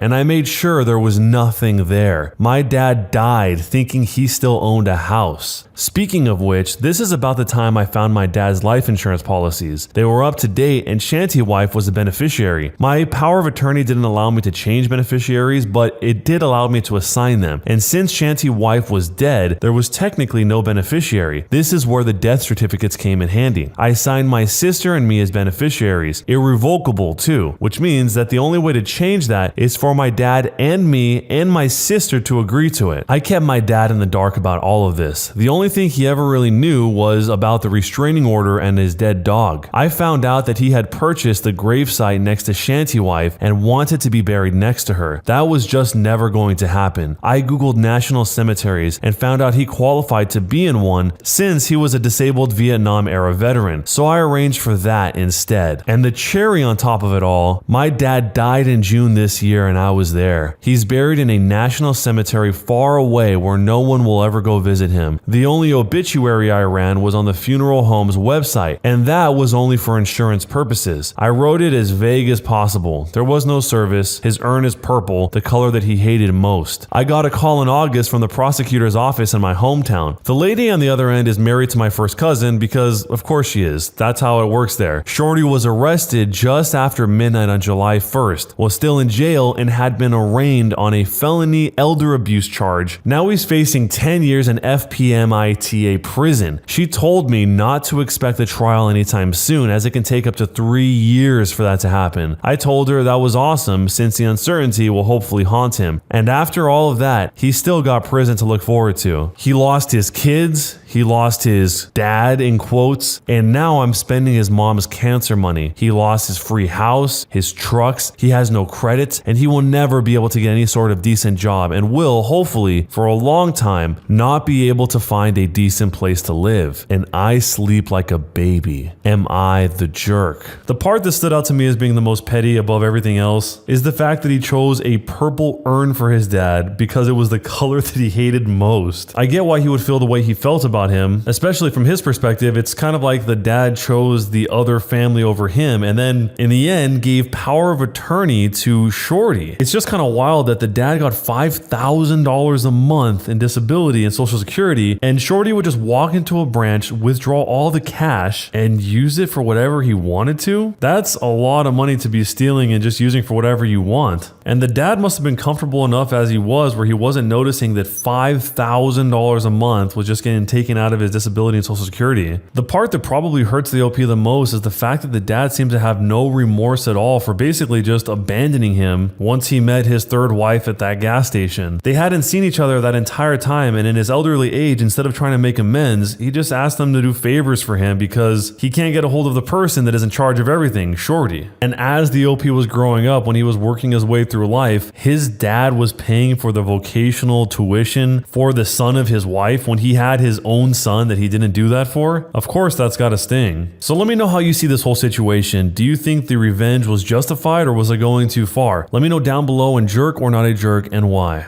My bully got his dad to take the life of my dog, so my dad had to teach him a lesson. Here's what happened. Subscribe to Am I the Jerk on YouTube and hit the bell to turn on notifications. This happened in 1995 in a small rural town in Chaco province, Argentina. Everyone knows each other here until this very day. My father was an electrician, the only one in town, so he was constantly meeting people as he was born and raised here. He was very well known by everyone. He grew up with many of the police officers from back then and even had asados together, Argentinian barbecue, at least 3 times a month for years. My father was a non-violent man. This was the only time I ever saw him do something like this. The other man with his busy son were not from town. They had moved here a year or so prior. They were from Buenos Aires. I don't really know the guy, only his kid was an absolute jerk to almost every kid on the block, and he constantly picked on me and my brother since we were the youngest of our neighborhood. Therefore, we couldn't defend ourselves. Bucky wasn't trained since we knew nothing about training, but he was loyal and playful with every kid. One thing for sure, he was protective. One afternoon we were playing in the park and out came Bully Kid, who at first threw rocks at us, then got closer and started calling us names, and we got a little scared. He was bigger than us. We tried to leave, but he blocked us and he started swinging on my brother. I tried to stop him, but he did the same to me. Bucky heard us crying and came running, jumping and getting the bully's arm at once. He bit, shook, and released, staying between us and the bully, barking like mad until the kid left running. We saw him get inside his house, and a few seconds later, out came his father with a sledgehammer. Bucky stood in front of us, hairs raised, barking, but the man didn't stop. He got close, raised the sledgehammer, and brought it straight down. He didn't do it once, he did it 5 times. The first blow I'll never forget, the sound of steel connecting with the skull, the painful whimper of our dog. Bucky got knocked with the first blow. By the 5th and final, his head was caved in. My brother and I were frozen in place, scared to death, crying a lot. This dad said something that I don't remember now and left. We were unable to move for a moment. Such was our fear. Finally, I grabbed my brother and went home. Dad was fixing a fan, and when he saw us, he asked us what happened. We told him what happened, and he just said, "Right, okay, let's wash your faces and grab some ice cream." Yes, that's what our dad did. He took us for ice cream. He did a pretty good job of masking his emotions and seeming cheerful to us. That night, when my brother was asleep and I was playing in the kitchen, he grabbed the wrench, told mom he had to fix something at the neighbor's house. I assumed it was another neighbor since it was a common thing for my dad to get asked by neighbors to fix things. Nodded to mom. Mom nodded back. Yes, she knew. And then he left. He came back a few minutes later, told me to go to bed, and that was it. A decade later, we came to know what happened. He went to the guy's house, knocked on the door, struck him so hard it rocked his head back, told him he would break one limb for each of his children whom he made cry. I can only imagine what he would have done if we were more than 2 kids. Proceeded to beat the guy up in front of his family and then took the wrench and broke his legs. He then left the house, went home, asked me to go to bed, talked to my mom, and went straight to the police. Turned himself in and was actually delayed until the police went and checked with the other guy. My dad also showed our dead dog to them, and the police found the sledgehammer in the bully's house, still with the blood on it, and they let my father go. They also spoke with the dude when he got better and suggested that he leave town, since if they weren't like before, they would never be like now. To this, you gotta understand the mindset from someone that lives in a small rural town. We looked at outsiders with mistrust back then, and it took a while for people to get used to you if you were new in town. However, these people came and weren't very much liked, apparently because of the kid, and the father was also a jerk. I do not condone the actions of my father, nor am I justifying in any way the events that transpired them, but as a father myself, I can totally understand to what extent a man can react when their kids are at play. I loved my dad, and I have mad respect for him. Rest in peace, Dad. We miss you greatly. So there, that's the full story. Am I the jerk? This was beyond awful. I can't even imagine something like that happening to a dog that I cared about right in front of me. How could you ever get that image out of your mind, ever? And then of course, they left the body of the dog there. So the 2 kids, the OP and his brother, were left there with the dog. I'm really surprised that the dad had the composure to not act in the moment, but instead took them to have ice cream and then plotted his revenge for that night. His actions seemed like they were impulsive actions, but his timing was not impulsive at all. It was calculated. He waited until the day was over to carry out his plan, even taking them to ice cream to, I guess, calm them down or help them heal through this really traumatic experience. So the question is the wrench revenge going way too far, or do you think it was justified here? Let me know down below and jerk or not a jerk and why. My wife separated from me, and the guy that she got with was a hacker. He tried hacking me, so I decided to get the FBI involved and ruin both of their lives. Here's what happened. These events took place over several years. I'm going to begin with the main players. Me, my ex-wife Pepper, which is revenge target number 1. Her boyfriend Steve, revenge target number 2. My boyfriend's ex-wife Maria, my co-partner in the revenge. My daughter Sarah, and my friend Jason, accomplice in the revenge. With that, let's get some backstory out of the way. So Pepper and I had a very up and down marriage. It was one of those that I was madly in love with her, but looking back, I think she was in it more for the money and convenience. She had one son we'll call Addict, because he was and still is a major addict. Before we got married, I also had one son that I had full custody of. While I married, we had Sarah. I toughed the marriage out for as long as I could, but eventually we just couldn't keep it together. We separated, and due to traveling some for work and having custody of my son, I moved back to my hometown a few states away so my parents could help, but kept an apartment in the town that Pepper and Sarah lived in so that I could still spend as much time with my daughter as I could. At this time, I asked my best friend Jason, who is a lawyer and owns his own firm, to do up a child support agreement for us. It is very important to know that we only addressed child support. It had nothing about custody or visitation or anything else in it. So for about a year, this is how it would work. I would spend a month with Sarah while my parents watched my other son, then I would spend a month with my son. Almost exactly a year later, I could no longer afford to keep keep 2 households, and Pepper was wanting to move back to her hometown, which was in a different state but closer to where I lived. So I gave up the apartment and she moved. The new situation continued for a couple more years. Pepper and I remained friendly and even tried to reconcile the relationship a couple of times, but it wouldn't work out. I was still deeply in love with her, but we couldn't come to an agreement on things like where to live and such. I forced myself to try and move on and started dating. She had been dating basically from the day I moved out. Even though I still loved her, our relationship moved more into good friends than husband and wife. So she finally meets Steve. I never was told much about Steve other than he was a certified ethical hacker, and that is what he did for employment. This is important later. While they were dating, she would send me texts about their dates. She even texted me the day that they first did the deed together. This hurt deeply, and looking back, I think this is what she wanted, but I tried to play the part of a good friend and confidant. Steve and Pepper had been dating for 6 months when, out of the blue, she tells me they broke up and she realized that she is madly in love with me. Since it's at the beginning of summer, she packs up some suitcases and heads to my state. They were going to spend the summer with me and see if they liked it or not. We had an amazing summer. All the kids are getting along. Addict even loved it there. So she makes it official. We are back together and they are moving in. We went and registered my daughter for school, and we were even able to get her on a Pee-wee cheerleading team for the summer. She made several friends and was loving being here. There was only one problem. Pepper still had an apartment that had all of her furniture and stuff in it. I offered to go with my truck and help load everything, but she insisted that her and Addict get it done. So off they go to pack up and then head to their new home. As you can guess, things didn't go as planned. She was home for about 3 days when she informs me that under no circumstances will she move and that her and Steve are in love and they are moving in with each other. To say that I was destroyed was an understatement. I couldn't understand why she had done it. The worst part was that she left it to me to tell Sarah the bad news. When I told her, the devastated look on her face started turning my feelings of hurt into feelings of anger. Then Sarah broke down and started begging to stay with me and started spilling the beans. She told me things about how her mom would leave with Steve for days and leave Addict in charge. She had to learn to cook for herself at 8 because Addict would spend the money on his illegal substances and be lit the whole time. If Addict wasn't left in charge, Pepper would use her multiple convicted felon niece to watch her. She also told me about the first time she had met Steve. He came over to their house, basically said hello, and him and her mom disappeared into the bedroom and started to do the deed very loudly. Sarah was outside the door bawling and they just ignored and continued. This is how my 8-year-old learned about doing the deed, and she is still in counseling trying to recover 7 years later. At this point, my anger had turned to rage. I immediately notified Pepper that there was no way Sarah was coming back and I would fight her to the death to keep her out of that situation. Pepper responded by getting an emergency hearing in her state to force Sarah back. I had to scramble, but I managed to get a lawyer and easily won the hearing, which Pepper showed up late for and told the judge it was due to a disability. The judge agreed that since there was no custody agreement and with the troubling accusations that I gathered, it was best now for Sarah to stay with me. I had won the first battle, but it was short-lived. Within an hour of the hearing, I started getting tons of phishing emails and texts. I was also getting password resets and MFA codes from my bank, Facebook, Reddit, and many other accounts. I knew that Steve was behind it. The very next day, Jason calls. His law firm's website, email, and phone account had been hacked. Because he had to disclose the hack to the court and because he was working on a semi-high profile case at the time, the FBI got involved. To say I was enraged was an understatement. These two people had destroyed me, harmed my daughter, and tarnished the reputation of my lifelong friend. It was time for them to pay, and pay dearly. I was a man on a mission. I spent hours digging up as much dirt as I could on Steven and Pepper. I had a lot of luck with Pepper. I found social media posts of her out late drinking that correlated to tardiness and missed days at school for Sarah. I found tons of pictures of her and 2 strange kids doing fun activities. I found neighbors that were willing to testify that Sarah had come to beg for food because she was left with either Addict or the felon. I knew I could bury her. Steve, on the other hand, had all of his accounts locked down. I couldn't find any dirt and it was driving me crazy. Then it hit me to try LinkedIn. It paid off. There wasn't much posted, but through his account I found Maria, his ex-wife's account. I reached out to her and she happily accepted. Maria and I became fast friends. She hated Pepper, for good reason, as they had both abandoned her kids like my daughter was and didn't want her around her kids. I learned so much. To keep it short, Maria and Steve had recently divorced. As a part of the custody agreement, Steve got the house, the car, the bank account, the savings account, and a lower than usual child support. Maria had traded all of that money to have control of the kids. She knew he was a scumbag and all she was concerned with was keeping her kids safe. They had a very detailed custody agreement with rules for Steve to follow. As a part of that agreement, if Steve broke any rules, then he had to pay and pay dearly. He had to sell the house and give her half of everything. His child support would also double and Steve would be financially ruined. Steve also didn't have her blocked on social media and would regularly send texts bragging about how great his life was without her. Many of those texts had pictures of Pepper in them. We compared notes, we swapped evidence, and we came up with a plan. And now it's time for revenge. First, I got with Jason. He let the FBI investigator know that I had also had some hacking attempts and we believed it was the same person. The investigator called quick. I gave him all the information I had and who I believed was doing it. And he asked a weird question. Do I know where Steve worked? Well, yes, I did, thanks to Maria. So apparently, Steve wasn't as good of a hacker as he thought himself to be. They had already traced back the hack on Jason to a business, the very same business that Steve worked for. As soon as my conversation with the FBI was done, I called his work to lodge a complaint. I told the manager that someone was trying to hack me and I was sure that it was Steve. They, of course, did not take it seriously because I had no proof. What they didn't know was that they were soon going to be getting a visit from a special agent. The next week was absolute hell for Steve and Pepper. Pepper got served with the divorce papers and her lawyer got served with all the evidence I had gathered. My lawyer said it was the most complete investigation he had ever seen. I had all 40 tardies and 19 absences tied to nights out drinking with Steve. I had hard proof of them abandoning my daughter for days at a time. Maria even gave me a picture that was taken at 2 a.m. the night before the emergency hearing with Steve and Pepper drinking in a tattoo parlor. The same hearing that she was late to and said that it was due to a disability. Steve got served that he had violated the entire custody agreement. Maria had pictures from me proving that he was with Pepper on nights when the kids were with him and that they were left alone. She also had proof that there was contact with Pepper that violated the custody agreement. The fallout was awesome to watch. Steve was fired. Between my complaints, another older complaint of him hacking, and the FBI showing up, they had no choice but to fire him. He did avoid any legal issues as the FBI never tied it to him directly, but the word spread of why he was fired and no one would hire him in an IT job again. He had to sell the house, liquidate all the investments and bank accounts, and give half to Maria. His child support, on the other hand, stayed the same since he no longer had a source of income. Last I heard, he was working at a grocery store, so his total income went from $200,000 a year to less than $40,000 a year. As for Pepper, the divorce was swift and painful for her. The judge ruled in my favor for all accounts. I got sole custody and sole decision making. She was forced to go to counseling, and her, an addict, can only visit Sarah with a third-party supervisor paid for by Pepper. Sarah is doing much better. She still needs counseling, but she thrives in school and has many friends. She very rarely sees her mom, but she is much better off without her. So, am I the jerk? It's a dangerous thing to get a scorned ex-husband and a scorned ex-wife together when they're both working towards the same goal against the people that they used to be married to. Individually, they each had a good amount of evidence to go down the path of trying to ruin their ex, but when they were combined, they had everything they needed. As the lawyer said, this was the most complete investigation he had ever seen. Just the fact that he put two and two together and connected all of the tardiness and the absences with nights that she had been out is a lot further beyond what most people would ever end up doing because of how time consuming it would be to put something like that together. I mean, honestly, I'm surprised that the OP here took Pepper back when she had already separated from him and gotten with Steve. I mean, he does say originally that he was madly in love with her and he was playing this sort of best friend role where she was telling him when she hooked up with Steve for the first time. And then after she did all that, she said she was in love with him, the OP.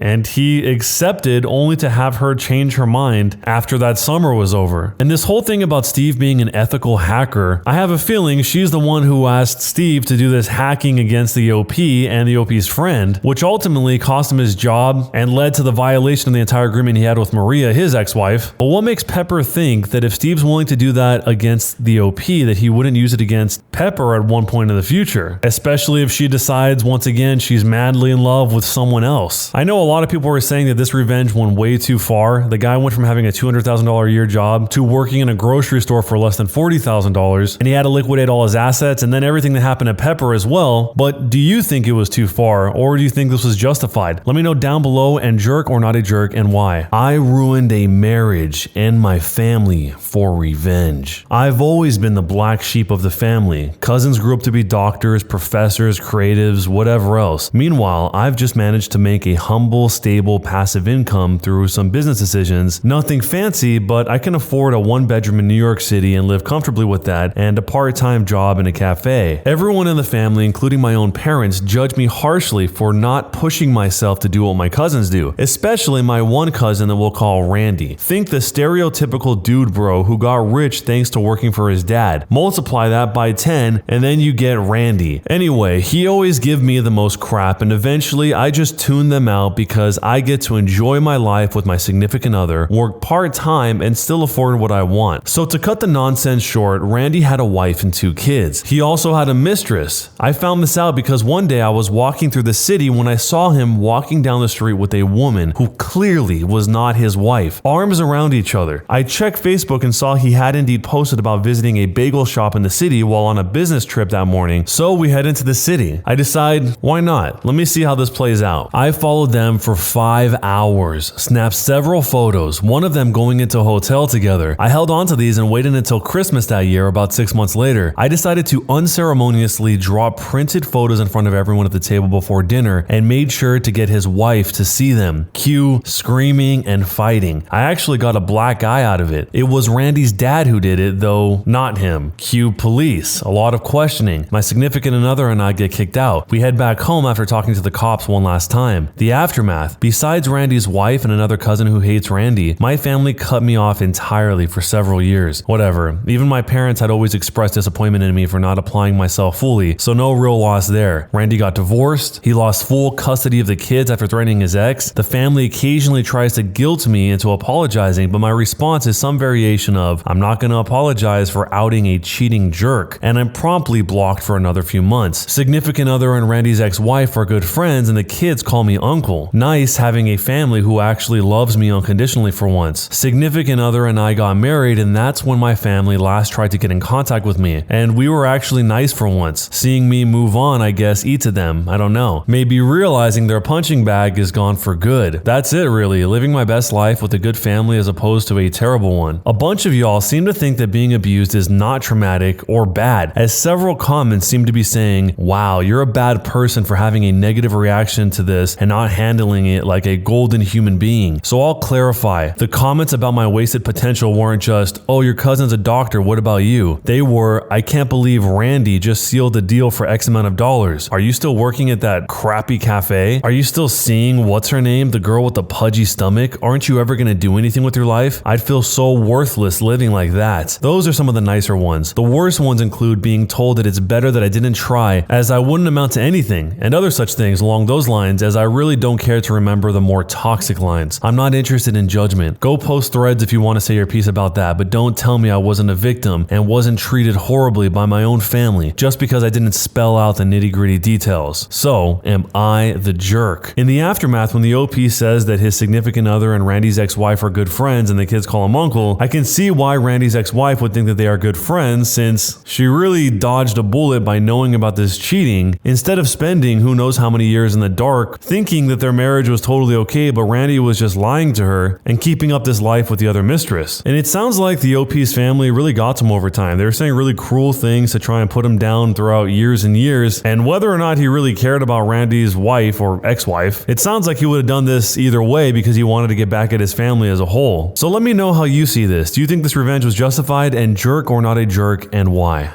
A Karen tries to ruin a cancer patient's Make-A-Wish day so her child won't be inconvenienced. Here's what happened. Subscribe to Am I the Jerk on YouTube and hit the bell to turn on notifications. I saw the absolute end-all be-all last week. I work for a small production company and we do a ton of charitable work. That day, a few of our crew members, myself included, were lent out for a Make-A-Wish type thing for a girl whose wish was to have her original song made into a music video. She was battling cancer, so of course course, every precaution had to be taken, COVID-wise. The director reserved a scenic section of the park and got all set up there so we could be outdoors with plenty of distance. Apparently, this was the only section of the park with a picnic area. We weren't aware of this, and occasionally, some people would come over pretty miffed asking why we'd reserve the whole picnic area. But before they could get the whole complaint out, they'd realize the situation and leave us be, embarrassed to have even asked. This young lady was around 14 or 15 years old and having a great time shooting these scenes for her music video until cue Karen, a mess of cheap Botox and overpriced athleisure gear, started crossing over our clearly marked barricades with her daughter, who was around 6 or 7 years old. Our PA, the production assistant, rushed over, figuring she was just too dumb to notice all of our signage and physical blockades, and explained in a hushed tone that she was intruding on a private film set. Karen replied intentionally loudly that it was a public park and she had every right to use any part of it she pleased. Now, was it a tad bit inconvenient that we'd commandeered a large strip of public land, the only area with seating? Absolutely, but the handful of people who'd wander over to complain immediately processed the nature of this project and gladly made other plans for themselves. Karen wasn't budging, but we had a permit from the city to be there, so we let her know that she could quiet down or shove off. We actually had a right to have her ejected if she was being disruptive to our filming. We really didn't want to though, and we didn't exactly have the manpower to do it without calling the authorities, and we didn't want to put a damper on this fun event or make a scene in front of her daughter, so the director paused filming to try and de-escalate things. There was supposed to be a liaison from the Make-A-Wish style program there, but the catering guy had gotten lost on the way to the park and she'd gone to go look for him. So the director showed Karen the permit we had and warned her a final time she either needed to watch calmly or get out of there. She pulled her young daughter off to the side and started trying to goad her into singing. The kid was better able to read the room than the mom because she was too embarrassed to start singing and tried saying she wanted to wait until she got home. But Karen kept pointing her phone camera at the kid and shrieking. She wanted her to sing right then and there so that she could film it. Eventually, she started playing some Disney song from her phone and the kid began hissing along, interrupting our footage, much to Karen's twisted satisfaction. Finally, the director had it and informed her that even though she technically moved off the land we'd physically reserved, the noise that she and her daughter were generating was disruptive, so he could still have her removed. I'm not even sure this is true, but I think he just correctly assumed that, hello, 911, this woman is harassing a young girl with cancer trying to experience her Make-A-Wish day, wouldn't end in Karen's favor. But Karen's pride wouldn't allow her to simply walk away from the situation, so once her daughter had ceased this loud, off-key singing, she continued lingering even as her child begged her to go play by a pond almost a quarter of a mile over. Karen tried to force her daughter into the shot with hopes it would make us move, cruelly getting her kids' hopes up and dashing them repeatedly. So I guess the kid wasn't especially bright either. She'd keep saying, Look, baby, they're making a movie. Quick, go be in the movie so you can get famous. Hurry. and the girl would run onto our set, or try to, and a PA or the key grip would return her to her mom before she could run across our shoot. But her daughter's anguished cries of disappointment at not becoming famous each time we returned her to her mom were enough to render most of the footage, if not useless, at least a lot less fun than it was intended to be. I guess Karen didn't think we heard her goading her child into disrupting us with fake promises of superstardom, because when the director came over for her final warning, she tried to play dumb, saying, Oh, I think she's just dead set on using the picnic space. Since this is the only picnic space in the entire park, it would probably just be easier for you to move, huh? She said it with a combination of faux sweetness and imagined authority. Clearly, she had no idea what it takes to set up for a film if she thought we could just move locations on a whim. The director turned out to be bluffing on calling the cops because he didn't want to create a scene until the liaison returned. So, he just had a couple big crew guys keep her and her daughter at bay. Eventually, the liaison did come back, but honestly, she wasn't particularly helpful. Karen deduced that she was who was in charge and who everyone was waiting for in order to take action, so she magically shaped up the minute she appeared and stood quietly to the side. So when the crew member descended on the liaison at once, she just meekly said, "Well, it's fine if she watches, right? People are probably curious what's going on." Thankfully, the girl in the video had been having her makeup done for most of this while we filmed a backup dancer scene, so she didn't really notice most of the debacle and didn't care one way or another. Because Karen had her little kid with her, the girl didn't say she couldn't watch, even though she was visibly uncomfortable at the strange audience. She kept waving to and winking at the little girl though, who thought she was some kind of celebrity. It was actually pretty cute and a perfect compliment to her music video Make-A-Wish. Karen hated that and kept muttering to a passerby trying to surmount insurrection, but unbeknownst to her, just about everyone in the general area was affiliated with our shoots. She did manage to find one or two people who were irritated about the picnic area being closed, thinking that we were just some greedy private party who'd sectioned it off from other guests, but then they realized it was some kind of film production and started milling around out of idle curiosity. Again, we were mostly filming backup dancers at this point, a couple of the girls' friends, so I give credit to Karen that if she wasn't paying a lot of close attention to the filming itself, it may not have been immediately obvious what exactly we were doing at that point. That still doesn't make what she did next okay. She'd make the occasional comment to the other picnic people and was winning some of them over. She'd say something like, But do they need an entire space? and get an affirmative nod. Whatever. I don't think the other people were really listening that closely. They were watching too intently, waiting for someone famous to pop out in the music video. Our tech people had determined that it wasn't interfering with the audio, so we had begun to ignore her as long as she stayed out of the way. Then the star girl comes out for her big emotional dance scene, and she's really giving it her all. So Karen decides to throw in another blow by turning to the woman nearest to her and saying again, loud enough for everyone to hear, Oh god, it's one of those girls who thinks it's cool to pretend to be a boy. I bet she hasn't stopped to consider how long it'll take to grow her hair back. You'd think Karen would have stopped for a second to consider that maybe the girl was not cultivating a new chic look and in fact had cancer. Or better yet, that maybe that stranger's hairstyle wasn't her business in any case, and maybe her not having eyebrows or arm hair either was a clue. But nope. So our poor starring girl hears this and crumbles up into tears, now assuming that the crowds who had been gathering throughout the day were not doing so because they thought she was some famous pop star, but instead to gawk because she was strange looking. She rushed away, and those standing anywhere near Karen hurried off to make clear that they weren't associated with her. That's when the liaison realized what we had been trying to warn her about with Karen's behavior and tore into her along with several members of the girl's extended family. Like a true coward, Karen didn't even try to apologize. She just bolted as quickly as she could, saying, You know, maybe we'll find a different spot because clearly you're busy. as though she were doing us a special consideration. Luckily, our lead girl's entire extended family was there and cheered her up, and some supportive civilians had showed up with genuine curiosity about the film set, then loved watching her dance for no other reason than they loved watching her dance.